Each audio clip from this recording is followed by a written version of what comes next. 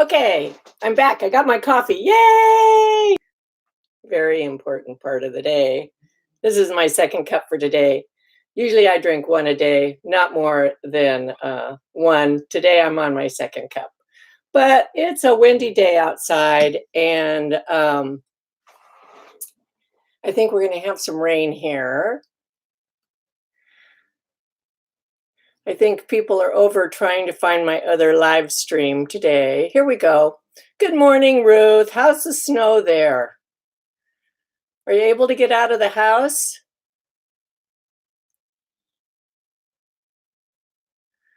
We're starting to get, the wind is picking up here, which is unusual. This is Bakersfield, California.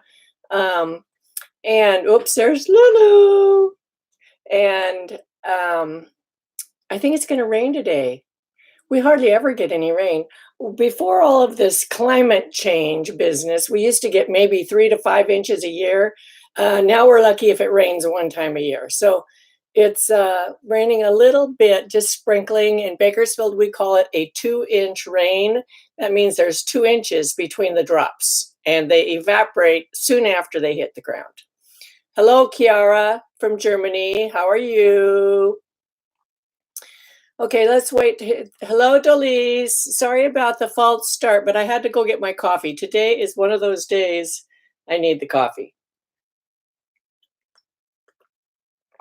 So I have some questions people have asked on Ravelry for today, and I'll be addressing those.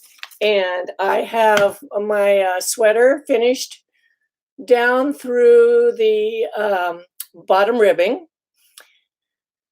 Hello, Nano. John just brought me my cup. Yay, let's all have some coffee. It's a coffee morning. Or if you're in the evening, have some hot chocolate or hot tea, iced tea if you're somewhere where it's warm. Anyway, I can show you my sweater thus far today. And I steam blocked one side of the front. And so I'm going to show you that, which is very interesting. Hello, Francois.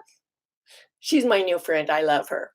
And I'll show you, for those who have never blocked before, what steam blocking will do. And steam blocking really isn't as efficient as submersion total wet blocking, but you'll get an idea of how much, hello, Janet, how much steam blocking changes the wool or the fabric, and submersion wet blocking changes it even more. Savdlana Tomas, love you too. Now, are any of you moderators on here yet today? Ruth, do you mind being a moderator for me? That means you can kick off people that are putting spam on here. Dolise, can you be a moderator? Oh, Jane Hart's on here. Yay. Anybody else want to volunteer to be a moderator before we really get started? That means you can evict people from the group, and we don't have to look at their spam. Every time there's at least one person on here spamming me. Okay, Jane says she'll take care of them. Great, thank you. Hello from Southern New Mexico, Leanne Carter, Liz Ann. Okay, we're gonna have a couple more moderators here.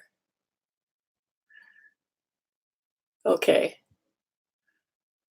It just helps me because then I don't have to try to scan down to find the spam and remove it. And I think the more people we have, because I know you're like me, I'm trying to read everybody's comments, because that's a big fun part of doing this, is that we're all together and we can communicate all at once. Anne Tremoliers, hello from France, yay. Okay, so let me show you what I have going so far. Here's my cardigan so far. I've finished the ribbing at the bottom. I love it, yay! And I want to show you some really cool things that you can do with the ribbing at the bottom. Not what kind of ribbing you have, but once you have your ribbing, how you can use this for your sleeves. It's very, very cool. Hello, Claudia. So what I did was I'm finished with the bottom. So this is 3 inches of ribbing at the bottom. And I do think that on a longer, even shorter cardigans, I usually do 3 inches. Now it is personal preference. You can do whatever you want. Okay, it's your sweater. It's your design. I think 3 inches balances it for me, for my height. This looks good for me. So what's cool about a top-down garment is that you can continue trying it on as you're working it, and you can check and see the length. You know, if this ribbing were just this long, see, it looks too short to me. It just doesn't finish the bottom off. This looks more balanced to me, but it is personal preference. So what I did was I steam blocked this side of the front. And I'll put it on in a second. But can you see the difference? Even just lifting it up and putting it like this, do you see the difference in what the blocked, steam blocked, it's not wet blocked, not submersion blocking, versus the unblocked side? See the difference? And up close, you can see a huge difference in the fabric. Do you see that? It just looks smoother. All the stitches have found their permanent home. Now, steam blocking is just like a prelude. It gives you a sneak peek, but it is not as good as submersion blocking. And the reason I differentiate between steam blocking and submersion blocking is that steam blocking and submersion blocking are both wet blocking. They both use moisture. So you can't just say wet blocking, because wet blocking includes steam blocking. I prefer the submersion method, and I will be making a video after we finish the sleeves. When I get my sleeves done, there will be a video on how to submersion block this sweater before we put the button bands on. Okay, you want to see the 2-color rib up close? Yes. This is brioche knitting. 2-color brioche. Woo, woo, woo, woo. It's so plush. Now, it gives you a very similar look as to knit 1, purl 1 ribbing. You cannot do brioche in knit 2, purl 2. It has to be, it gives you this knit 1, purl 1 look. It just will not do the knit 2, purl 2 look, but you can replace knit 1, purl 1 ribbing with brioche knitting. And it doesn't have to be 2-color, it can be 1 color. A 1-color brioche knitting is also called fisherman's rib. You may have heard that, or the prime rib. Alice Starmore uses it a lot in her Erin cardigans. She uses prime rib or she uses fisherman's rib. She calls it fisherman's rib. It's the exact same thing.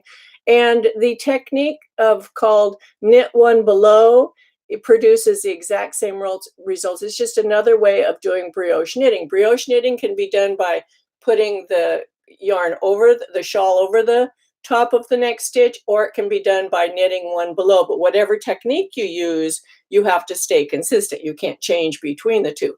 I like it in this instance because I wanted to have 2-color ribbing on my cardigan. I wanted it for the bottom and for the shawl collar. And normally you would do, if you weren't doing a shawl collar and you want 2-color ribbing, you could do corrugated ribbing. And corrugated ribbing, you can do knit 1, purl 1. It looks almost exactly like this. Or you can do knit 2, purl 2 corrugated ribbing. You can't do knit 2, purl 2 and brioche. But this 2-color brioche mimics the look of corrugated ribbing, except corrugated ribbing is not reversible. On the other side, you see all the stranding. Brioche is reversible. And since I'm doing a collar, my collar, woo, I can see what it's going to look like. See, I'm using the bottom of my ribbing. This is how my collar is going to look. My button band and my collar, it's going to look like this. Isn't that cool? Or I could do it, this is how I can test it. See, do I want to put the orange on the outside and have the gray? up here? I don't know. I'll have to think about that before I do the button band. I think I like it better like this. I think I like it better with the gray on the lower part down here for the button band, and then have the shawl collar turn back and be orange. Ooh, I like that. That's what I'm going to do. So did you see how I got to use the ribbing on the bottom of my sweater?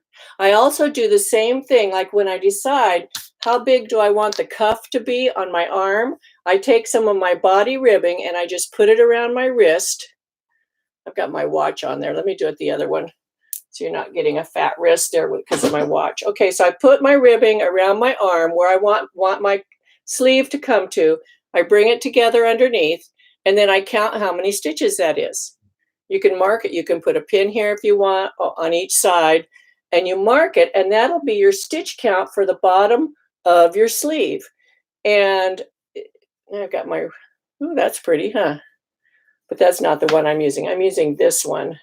This one will go up my sleeve, but I only have it on the front, so can't really compare that. So let me put this on and show you the difference in what blocking does. And I know there are probably some people here who have never blocked a sweater before. I find many people who never knew about blocking, or they heard the word blocking, but they didn't understand what it meant. This side's been steam blocked, this side has not. So you can see the difference in how the sweater hangs. See how this is just coming around here really nice. I steam blocked this whole front section, not the sleeve, just this part here. This part here, see, it doesn't have any direction yet. It doesn't know what it needs to do. Here's my pockets. I love my pockets. Okay, now this is, see, I have my pocket starting at my waist. Here's my waist. There's the top of my pocket. If you wanted to make a shorter cardigan, you would move this section up. Like if you wanted to make a bomber jacket, it would be super cute, but the pocket would be up here. See how my arm, my elbow is bent? The pocket would be up higher. Here, I designed this particular sweater because this is a comfortable place to put my hand. Do you see that? Okay. So those are my tips and tricks on how to use the ribbing. Now, when you're fashioning your ribbing, what you want to do is you want to have your ribbing. See, I have my two stitches coming down here. You want to decide how that's going to come down into your ribbing. Now, I didn't have much choice because of the brioche knitting. I can't do knit 2 on the edge. So I have a knit 1, then I have my purl, and I wanted to line my purls up. You can see it best on the back. I wanted to line my purls up so that they line up with the cable coming down. So that may mean that you need to do a knit 2 together somewhere in here if you want to line this up in a certain place.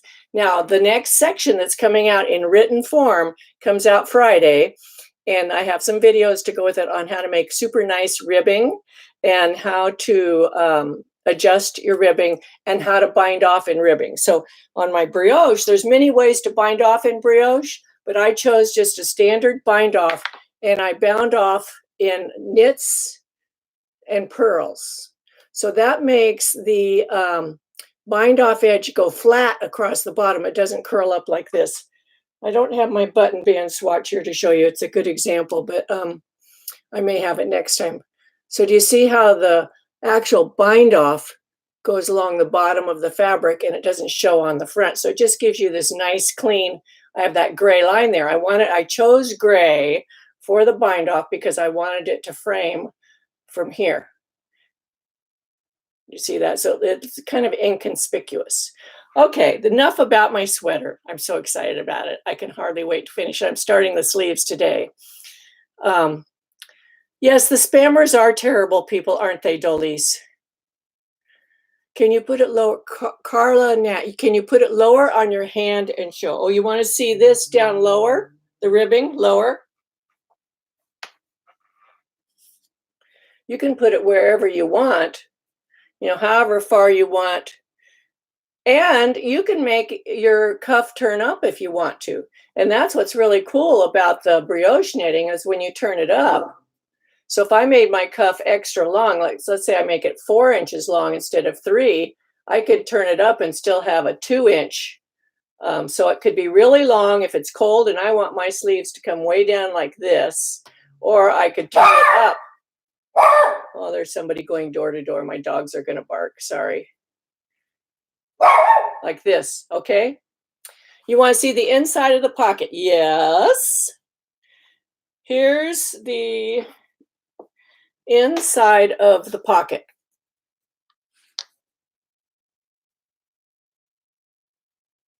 Doesn't tell you much. So let me explain. Up here, so here we can see, let me put something through here. I have a needle here.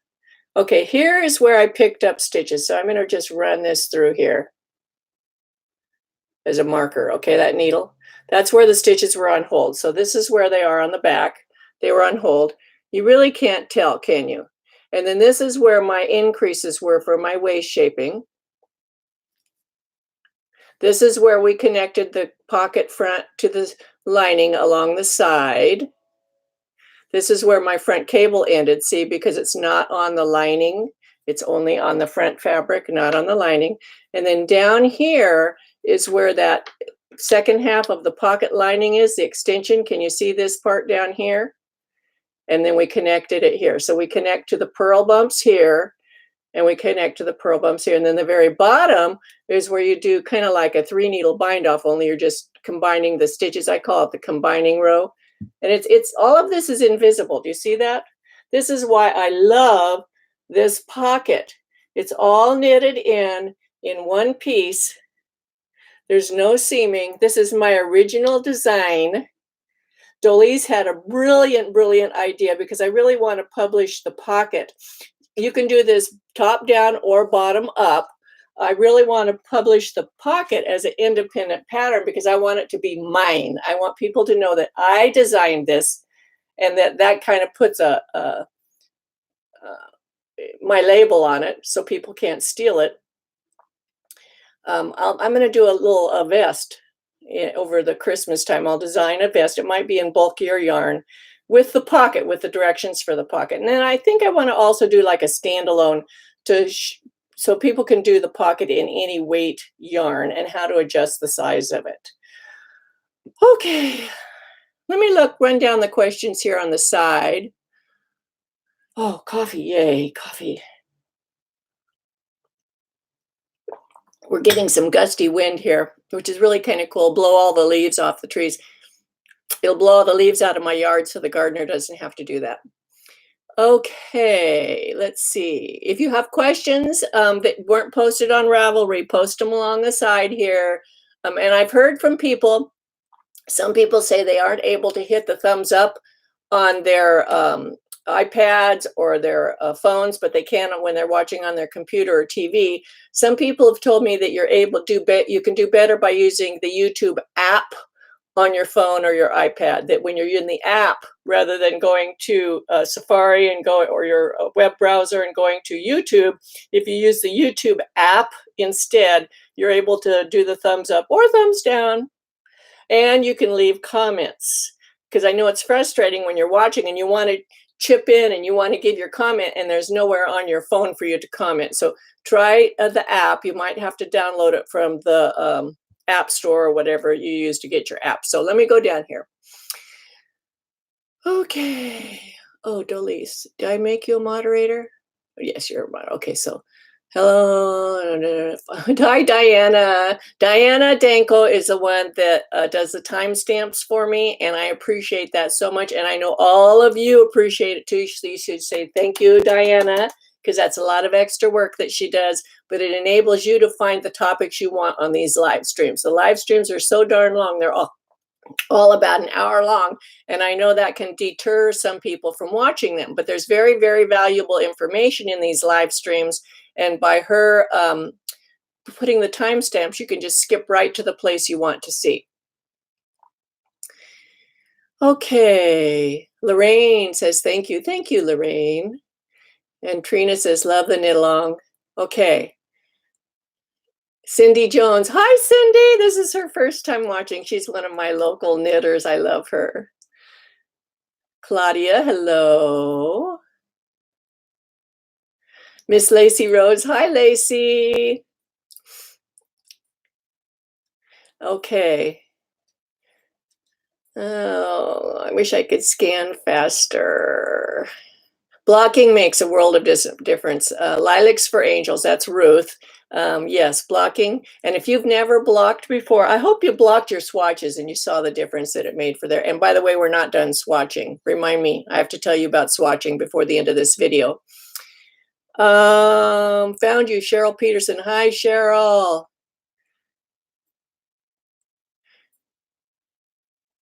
She likes the orange. Oh, on the front, for the front, yeah. Brioche ribbing, this is SK Hoyt. Would brioche ribbing look good if you haven't done contrast color anywhere else? Yes, it will frame your whole sweater. So these are some things you can do. So you could take a photograph, lay your sweater out, just, lay it down how you would, and take a black and white picture and print it out on your printer and color in where the ribbing will be with different colors and see what you like. You can even put the lines like 2-color ribbing. I like the brioche in this case because it pulls the gray down into the orange versus if I did this, you don't see the gray so much. You see a little bit of it, but not enough. And I think that's too stark for me. You might like it, but for me, I like this one because it looks like the orange is just sneaking up into the gray rather than overwhelming it. Okay. The cuffs and the ribbing and the bottom would look wonderful in 2-color. In fact, remember when I was saying all along that the ribbing can add so much to your sweater. Ribbing can make or break a sweater. You can add a totally plain stockinette sweater can have this wonderful ribbing on it. It's just, beautiful. So try some swatches. If you want to see what it would look like on your sweater, do what I did, how I did my little swatch, and then I cut and pasted it. Remember, I was showing you that last time. Where's my little swatch? It's missing. So what I did was I took my little brioche swatch, I put it on the copying machine. This is like that's the brioche swatch. And I made several copies, and I cut and paste it together. And then I can lay this. See, I can still do this if I put my sweater on.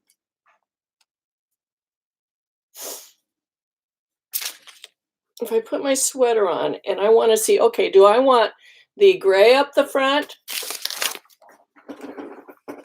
Or do I want the orange? Ooh, that's kind of pretty, isn't it? Let's see what the gray looks like. Ooh, oh, I kind of like the orange better. I think I might do the orange. I may have just changed my mind. Or I can do this too. And see, I can put this up here where this is going to be. Or I can put this down here. I do this a lot because this is so much easier than trying it on my sweater and ripping out. I cut and paste a lot. Or you can use your computer.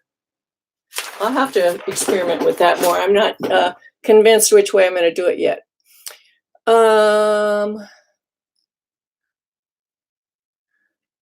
Delise says gray button band flipping over to orange and shawl. I like that too.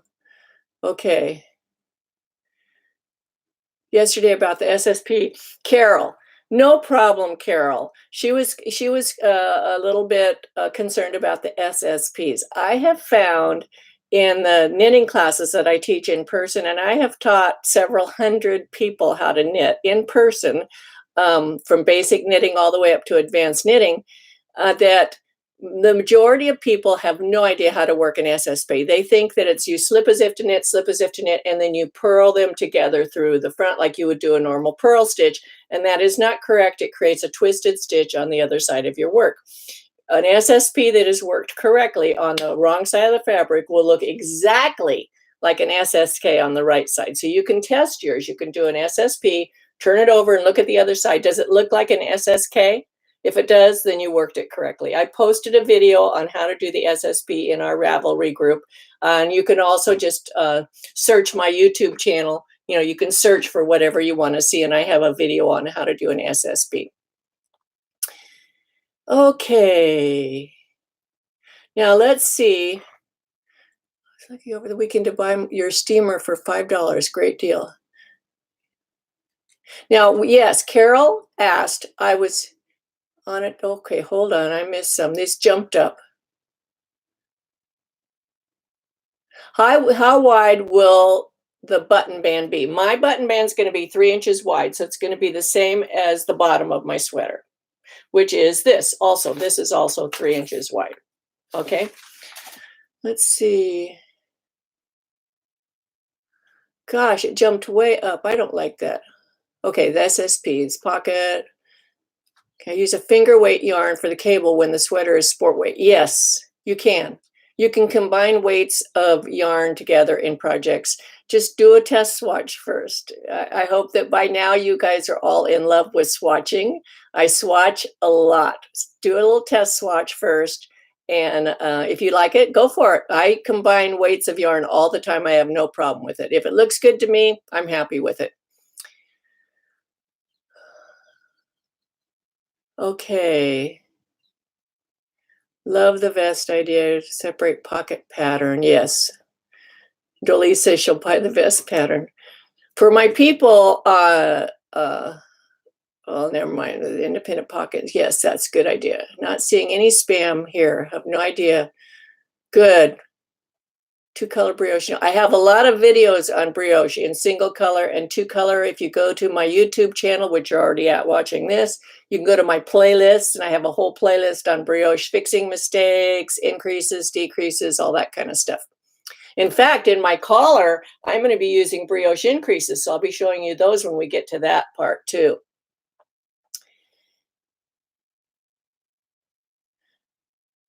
And also in the playlist, I have the playlist for this whole knit along. So there's a lot of videos in there. So if you just go to that playlist, you can just watch them as they've been coming up. Oh, Diana, you got a thank you from Lorraine. Lorraine Lapolo said she's been using your timestamps and they're very helpful. Yay. Thank you. On a tablet phone, hit the thumbs up before tapping the live chat. It will disappear after you tap live chat. Okay, that's good to know. So if you're using a tablet or phone, before you try the live chat, hit the thumbs up. Okay? Can you do a knit through the back loop to make the ribbing? Yes, Carla, you can do knit through the back loop or purl through the back loop. That's one of the questions somebody asked here, and that's one of the types of ribbing that I will be demonstrating in a video that I have for you for the ribbing. And Carol said she got the steamer for $5. You know, they had all that Cyber Monday and Black Friday and stuff. So you'll like it. And when you do, so yes, I do. I pinned, when I was going to steam this, I pinned it to the dimensions that I wanted. Remember, we had our schematic in the beginning? I used my schematic, and I'll be showing you that more in how to wet block, how to submerge and wet block your sweater. I'll show you how to use the schematic. I put the pins out first. And then I make the fabric fit the pins, and then you could steam it. Or if we're submersion blocking, when the fabric's wet, you make it fit the shape of the pins, and then your sweater will be the exact size and shape that you intended it to be. I'm late, but now in from Pennsylvania. Love this tutorial. Thank you, Emily. What's a good source to learn brioche? Nancy Marchant is the resource for brioche knitting. And if you just Google brioche knitting, you'll get to her main website, and she shows you all the basic things on her website for free. And I own all of her books. She's self-publishes her books. They are very worth owning. I love Nancy Marchant. I've taken classes from her in person. She is the most awesome human being, straightforward and logical. You'll find bits and pieces about brioche knitting in other places, but she is really the ultimate resource. So look for Nancy Marchant. Of course, in my YouTube videos, I have a lot of videos on brioche knitting too, and I follow all of her techniques and use her terminology. That was for Lois Yamada. Mary Inman, for the combining row for decreases, you are picking up 1 stitch from the back pocket extension and 2 from the front pocket and knitting 3 together. Is it the same technique as the video? Which video? I don't have a video on that. I'm not sure what you're talking about, but it's kind of, I can make a video on that. Let me write that down. The combining row. We need a video on the combining row. Today's a video today, combining row. Today's video day. So, and tomorrow and Friday. I don't have anything else to do. Okay. First time I got you live. Great, Ava. Hello from London. Hi, Tanya. So you're just off work. Wow. Do you have a video to learn the brioche ribbing? Yes. Go to my playlist. And Diana, this is one of the things we can put as a link down below is to my brioche playlist. And I can also link the first couple of videos for single color brioche and double color brioche on how to get started. Okay.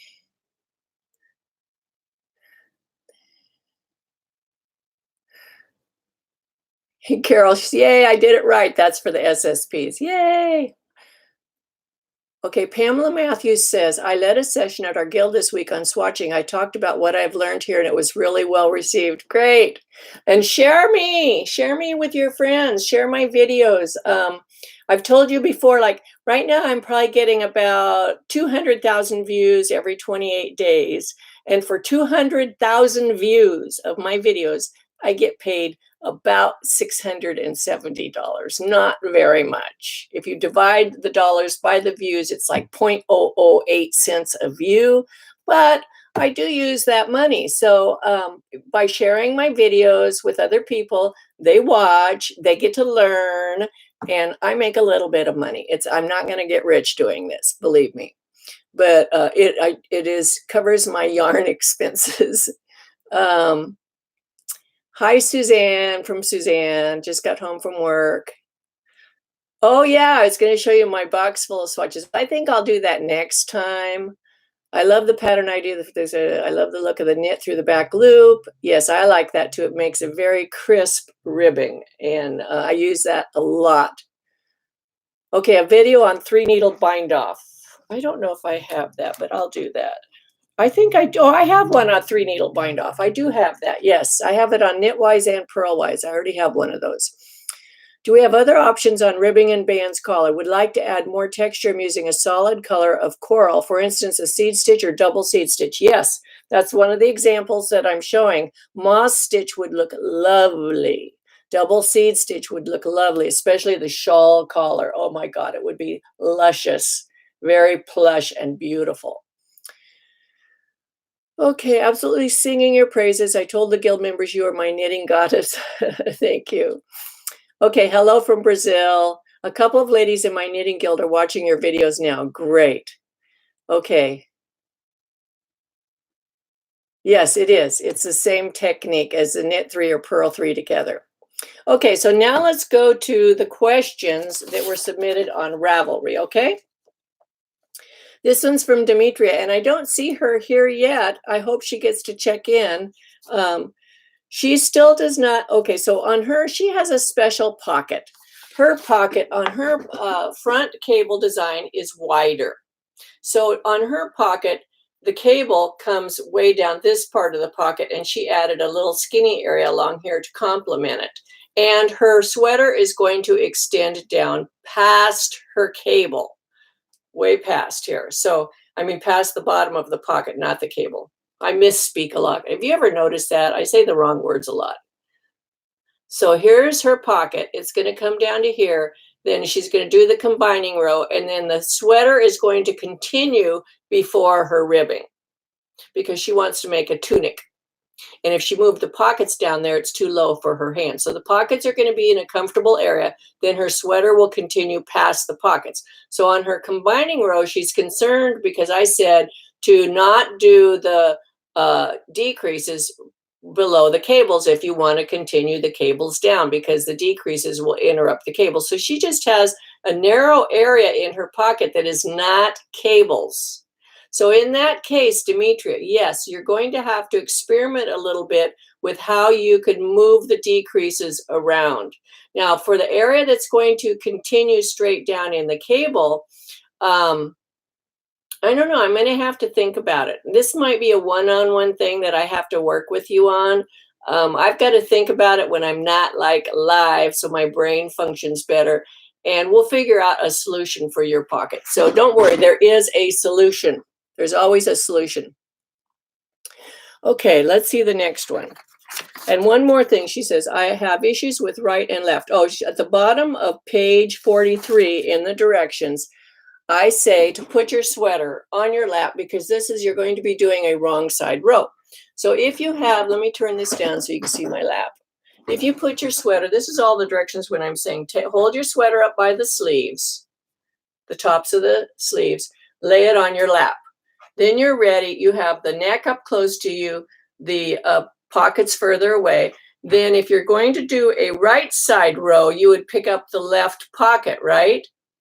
Because when you pick it up like this, then I'm doing a right side row, correct? Even though the right side's facing up here, on this side, I need to do a wrong side row. I want to start with the sweater in this orientation, but I'm going to turn my fabric like this and work a wrong side row here. That was confusing her. And she's a combination knitter, and I do believe she's left-handed. So whoa. Okay, that's Lulu. She has that. So she's left-handed combination knitter, so things are a little bit different orientation for her. Okay. Okay, let's go to the next question. Now, this is from Sweet Jane 11. Are you on here? What is your name on here? Okay. She says, for the way shaping increases on page 40, do we make the increases in front of the markers or a slip marker and then do the increases? Now on page 40, I changed the wording. I actually gave you examples of how to work those rows. I gave an example for using method 1 and an example for method 2. You don't consistently stay on one side of the marker. So if you're using method 1, that means you're going to, you'll be holding our sweater like this because we're knitting top down. If you're using method 1, you're going to be working across this side of your row. And when you come to the increases, you're going to make the increase on, if you're using method 1, you're going to be working to your side marker, which this is directly in the line with the underarm. See there? So the side marker here. So you would make the increase on this side of the marker, knit 1, slip the marker, knit 1, make the increase on this side over here. And you would do the same thing the other way, the other side of the sweater. For the method 2, where they're more in line with the front and the back of the body, I'll show you on the back. So you would start at the marker and you would work over, here's my increases. Do you see them right here? And here would be the marker. So this you would make, when I say outside of the marker, I mean away from the center of the panel of the sweater that you're working on. So over here, here's the marker. You would make the increase on this side of the marker. Then you work over to here to this marker and you make this increase on this side of the marker. And that is the exact example I gave for method 2. And I told you whether to use a right leaning or left leaning increase. Okay, so just follow what it says. Don't try to think that it's wrong. I do make mistakes. Everybody makes mistakes. But in this case, just follow what it says and you'll see the design that it makes. Okay, that was Sweet Jane 11. Now we're going to go to, this is half dozen. I missed a garter bump while knitting the pocket front together with the lining. I believe it's one of the first few that I knit. Is it possible to drop that stitch down and rework the edge, or do I need to start the pocket front over? Well, there's 3 scenarios that you can do here. One is you can ignore it and continue on if it doesn't make a big difference. If you don't see a pucker and it's not visible, which it might be invisible and no one will know but you. The other 2 is you can try dropping it down and fixing it. And if that doesn't fix it, rip back. So you can choose one of those 3 options. I would start with number 1 and just look at it and see, is it going to make a hill of bean of differences? If not, just leave it alone. Then if you decide, yes, I need to fix it, I can't stand this, I can't live with it, try dropping down first because you might be able to fix it. Worst case scenario, you have to rip back. Okay? This is Elena Mazuka. I can't seem to understand the pocket extensions. Can you post a pic if you have one? I have knitted both pockets and can't seem to get this concept. Is it like a flap for depth? Yes. I have been just looking at them and do not know how to proceed. Here is the pocket lining extension from the inside of the sweater. Whoops, got it upside down. Okay, here is the,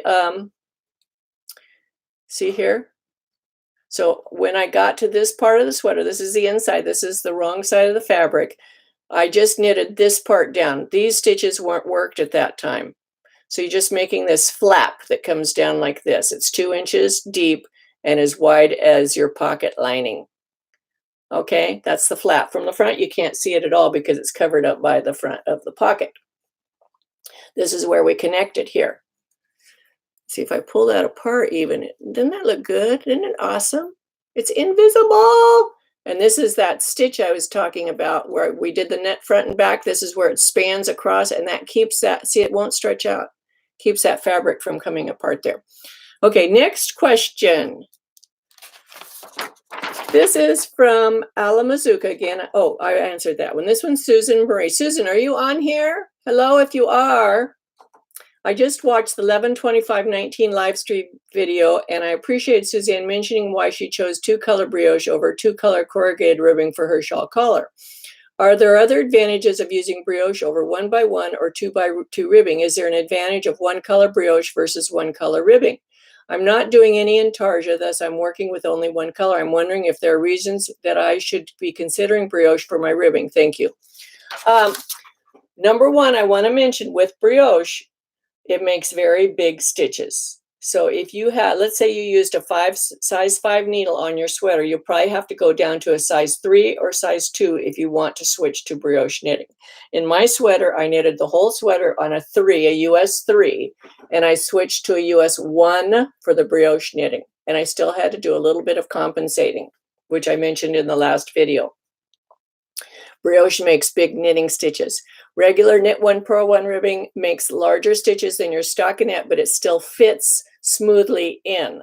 So it's personal preference. What I would do is I would knit a swatch of knit 1 purl 1 ribbing, then I would go down 2 or 3 needle sizes and knit the same number of stitches, same swatch, only in brioche, in 1 color brioche, and see which one you like best. Brioche gives a slightly more plush texture than knit 1 purl 1 ribbing.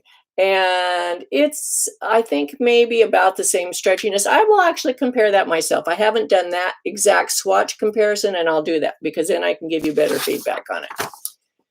Okay, this is from Patty Doo. Hello, Patty. When doing the button band, can I use knit 1 through the back loop times 2 and purl 1 through the back loop times 2? Yes, and it will be absolutely gorgeous. I love twisted stitch ribbing. It is so crisp and clean looking, and it will look good going up. And because you're doing it on the knits and purls, when you flip the collar back, it'll be 100% reversible. Okay, let's see.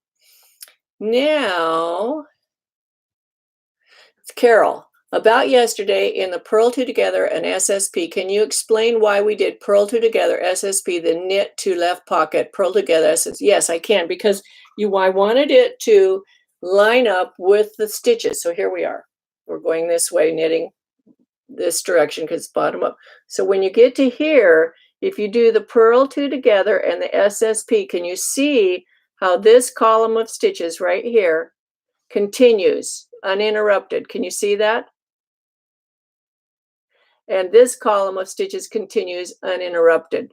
This is where the purl 2, this is the SSP, this is the purl 2 together. Of course, we did it on the wrong side. So when on the wrong side, this was the purl 2 together and this was the SSP, and it pulls them together. And you see how the stitches are uninterrupted.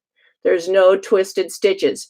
If you did them in the opposite order, like whatever I said, do opposite, you'd have twisted stitches on both sides here.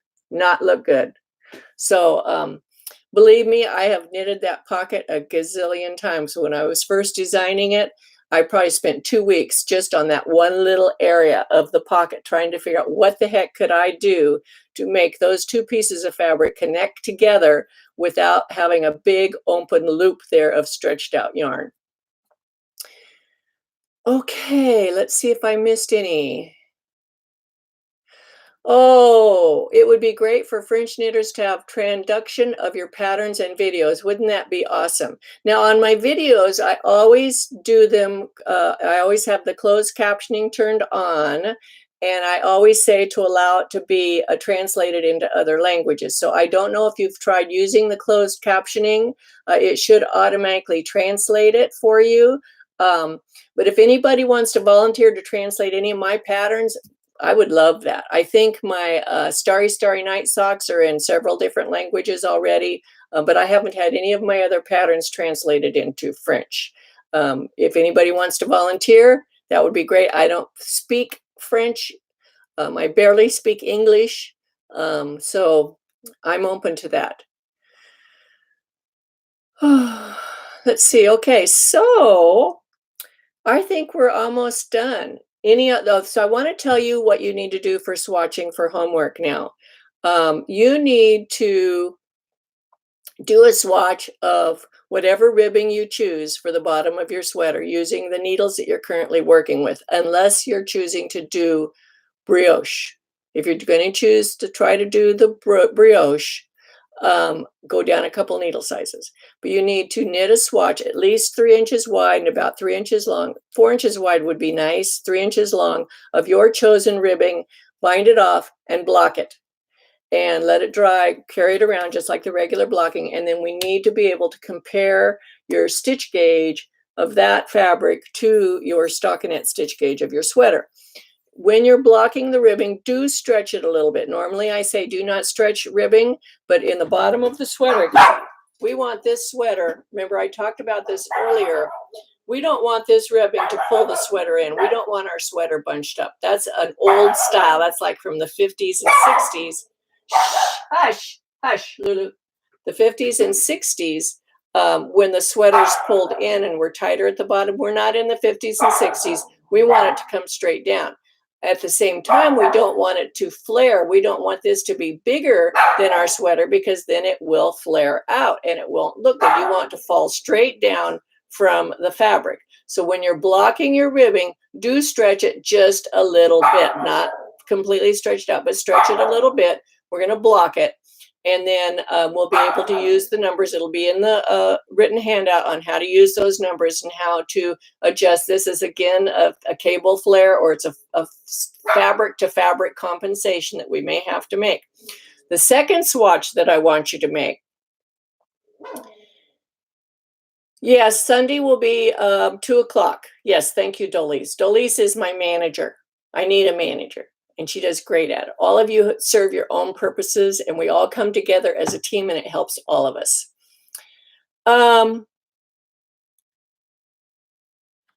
So the second swatch that I would like you to knit is in preparation for starting the sleeves. I would like you to use the same needles that you're working your body on and cast on 40 stitches and join in the round and knit in the round in stockinette. Just go round and round in knits for about 3 inches, bind it off, again, block it, carry it around with you. And we're going to need to get that stitch gauge from that. I find that probably more than 75, maybe closer to 80 or 90% of the knitters that I've seen in person have a gauge difference between their stockinette stitch and knitted flat versus knitting in the round. Majority of people think they have no difference. And they'll say, oh, my gauge is the same in knitting flat versus knitting in the round. Try it. Knit the swatch in the round, block it, carry it around with you, and then we'll be talking about that on Sunday. Yeah. And we'll be talking about your ribbing swatch too. So you can don't put your cable on the sleeve swatch. We just want to check your stockinette stitch, okay? Because we'll be doing some compensation. We don't need to worry about the cable. I use for knitting in the round, you can use double pointed needles, you can use one long circular and do magic loop, or you can use two 24-inch circulars. I like the two 24-inch circular method. Of the 3 methods I just mentioned, I would choose either magic loop or the two 24-inch because I think you'll get a different gauge on DP ends just because of the way you have to hold them and manage them. kind of changes how you tension your yarn and the stress level that you have associated with them. And I have a video called Fundamentals of Knitting in the Round that shows how to use two circular needles, two 24-inch circular needles for small diameter knitting. And you can watch that. Also, I have two other videos you need to watch. You can watch them in advance. One is avoiding holes at the underarm, and watch that now. And the other one is perfect picked up button bands, or picking up a perfect button band, or something like that. Watch those two videos now. That'll give you a head start. They will be linked in the upcoming written materials, and I will link those if Diana reminds me. Please, I'll link those videos down below this one. You know, when you're watching this video in the replay, down below the video, there's a place where you can see the comments and also more about the video, more information. If you hit the more thing, it'll drop down, and everything that I write below the video, like all the links, the timestamps, and all of that, will be below the video. And leave a comment. I love it when people leave comments. And if you happen to be, I want to make this statement. If you happen to be one of those people who gives me a thumbs down, can you tell me why, please? I want to know what it is that I do that annoys you.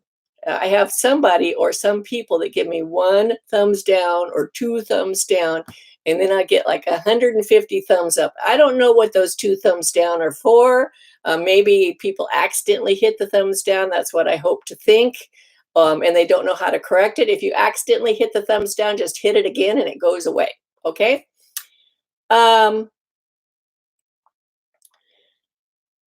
Let's see.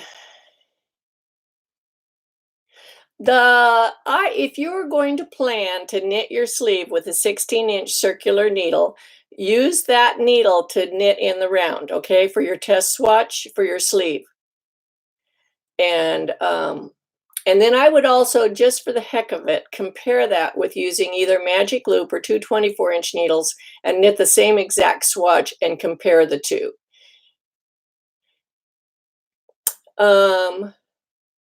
So, any other questions? Time flies when we're doing this. I can't believe an hour goes by. I feel like we just started, but I've covered all the material for today. Okay, Stephen says, this is not a question about the sweater, and sorry if it's been asked and answered, but could you sit a bit about the Knitters Guild? Oh, the TKGA, the Knitting Guild Association. That is an international organization based in the United States, and it is an educational guild. It's, I think it costs $25 or $30 to be a member for a year. They have a magazine, a publication that they put out, a digital publication. It's called Cast On Magazine. It's totally educational. There's no advertisements in it. It's paid for completely by members' dues. The board of directors are all master knitters, as I am. They're all awesome people. They know what they're talking about. They are all volunteers. Nobody gets paid. Arenda Holiday is the CEO or president. I don't know what her exact title is. And she is the most awesome and generous and awesome knitter that you will ever meet. They also have a program that you can go through called the Master Hand Knitting Program. It's available only through TKGA. I sound like a commercial. The Master Hand Knitting Program is not for everyone. For me, it's the best gift I ever gave myself. In fact, my daughter bought the first level for me as a Christmas present because I'd been talking about it for so long. She finally said, Mom, just do it. And she bought it, a level 1 for me as a Christmas present. And lo and behold, here I am making videos. This all started because of the Master Hand Knitting Program. I finished the Master Hand Knitting Program. I became a master knitter. It took me a little over 2 years. Some people takes longer, some people less. It's a work at your own pace type thing. They give you all of the tools that you need and the leads that you need. You have to do your own research. It's an equivalent amount of research, writing, and knitting. It's not just knitting. So all this stuff that I seem to know about knitting, I studied. It's like getting a master's degree in any other topic. I truly studied, and you can study as deep as you want or as shallow as you want. I chose to dive in head first, my whole body, and I studied and studied and studied as much as I could. My library went like this, whoa, expanded huge with all the reference books. Suddenly I was reading my knitting books, whereas before I had just looked at the pictures. Now I read them and I still stay up on that topic. I keep up on all of the new information coming out. I compare techniques. My depth of knowledge is very deep because of the Master Hand Knitting program. And then because of that, I got into publications in their magazine. I started teaching at conferences all over the United States. I have lots of hands-on learning from teaching people. I teach at our local junior college, which I've transferred to our local yarn store. I teach lots of classes. I've taught it in retreats. It's Dolly says she accidentally hit the thumbs down one time. Anyway, enough about that. If you're interested in learning more about knitting, I highly recommend the Master Hand Knitting program. So, and Diana Danko did it too. She's a master knitter. There are quite a few master knitters in in my Ravelry group, by the way. And there are people who are working through the program. Some people are just finishing level 3. And like Diana says, it's the best gift ever. It's a personal gift to yourself. And you can put as much work or as little work as you want into it, so it suits all different kinds of people. And as they say, I will throw this in here as a disclaimer. What do you call the person who knits? What do you call the person who graduates at the bottom of their medical school class? You call them doctor. Same thing with the Master Hand Knitting program. That's why I say you can put whatever level of effort into you. Not everyone is an equivalent master knitter. Some master knitters are better than others, but they're all master knitters and they have that basic information. Okay. Claudia, if I'm using one of your cables, do I still need to swatch the cable without the flare No, you can just use my flare compensation method. It's not absolutely perfect, but it's close enough that you'll get good results. Anne Tremolier, am I saying that correctly? Tremolier, do you know if people from Europe can do this class, the Master Hand Knitting program? Yes. When I was on the review, after I finished the Master Hand Knitting program, I got invited to be on the review committee, the people that actually review your work when you send it in and give you feedback. And I was on that committee for almost 6 years, most of it being a chairperson, which is the final person writing you the letter. I saw knitting from all over the world, Canada, Australia, New Zealand, the Netherlands, Germany, France, everywhere. Anyone can do this program. And I saw some pretty bad knitting, but I saw some unbelievably beautiful, beautiful, beautiful knitting from all over the world. Nina says, I ordered the course and did not do it formally, but it's a really good exercise to go through informally. Yes, that's level 1. You can't do level 2 until you pass level 1. It's a stair-step program, so there's 3 levels. You get level 1, you complete it, you send it in. They may ask you to redo some things that you need to do further research on, and then you submit it. When you pass that, then you're eligible to start level 2. And same thing with level 2. You complete that, you send it in. They most likely ask you to redo some things. By that time, you're used to it. It's not such a shock.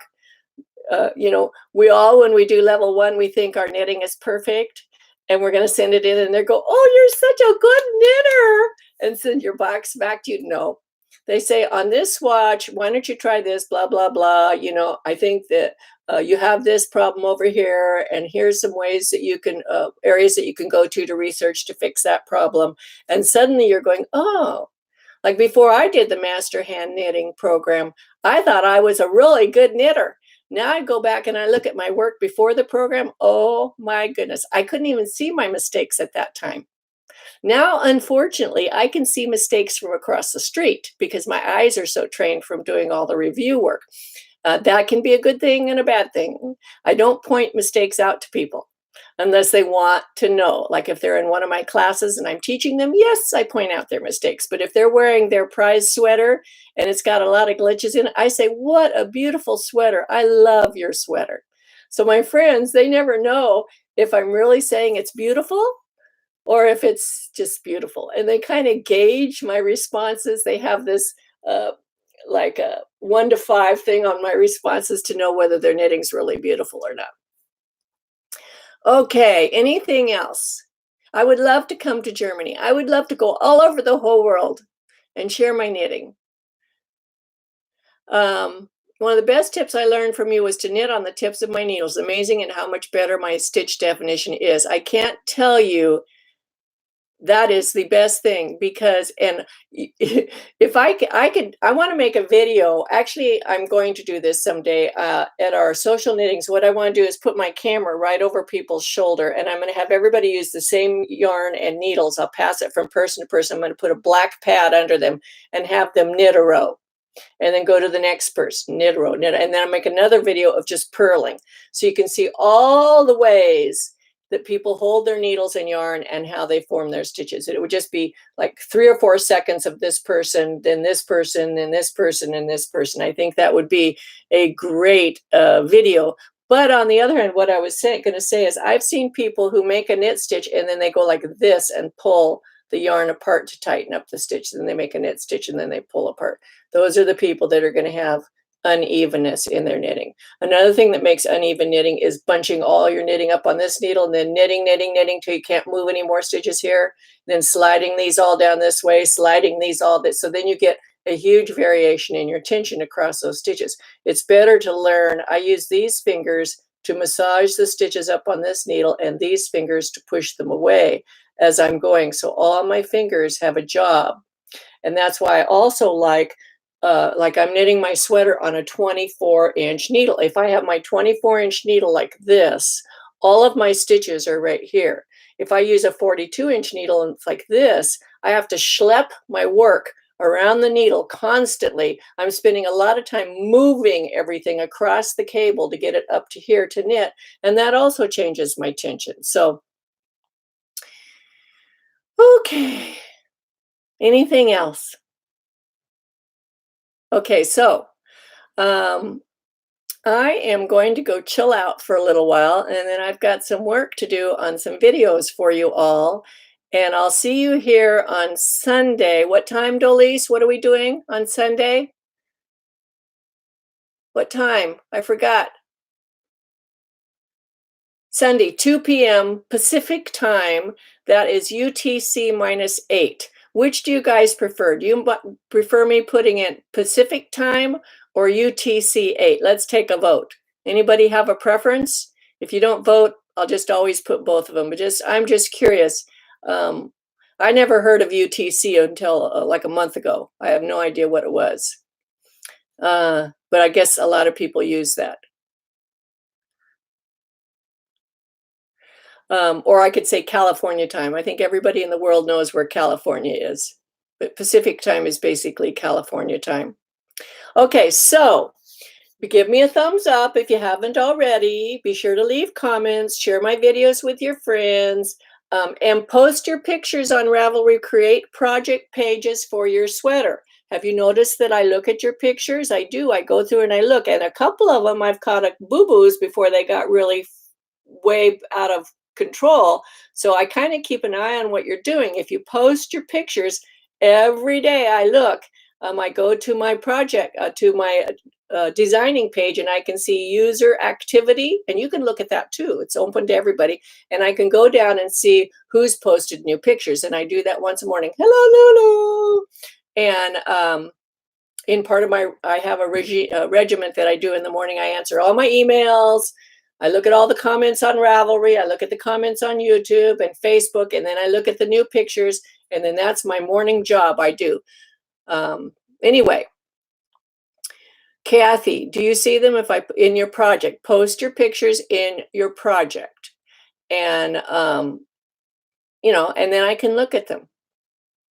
So is that good? Are we good? Happy knitting. I'm going to start my sleeves today. Yay. See you next time. Sunday at 2 o'clock. See you in the movies.